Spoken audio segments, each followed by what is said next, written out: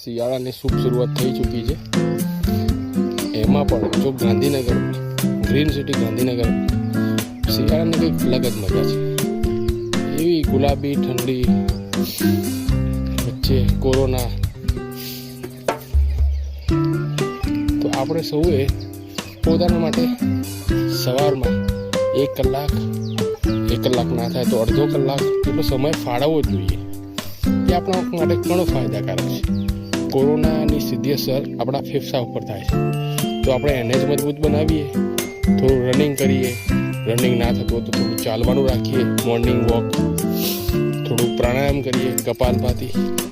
આ best exercise છે, જેના કારણે તમારા બોડીની અંદર એનર્જી આવી જશે, તેમજ આપણા ફેફસા એકદમ તંદુરસ્ત રહેશે.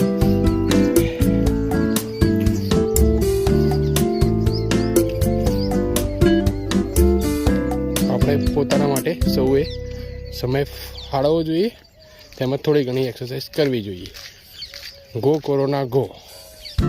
Stay fit, stay healthy.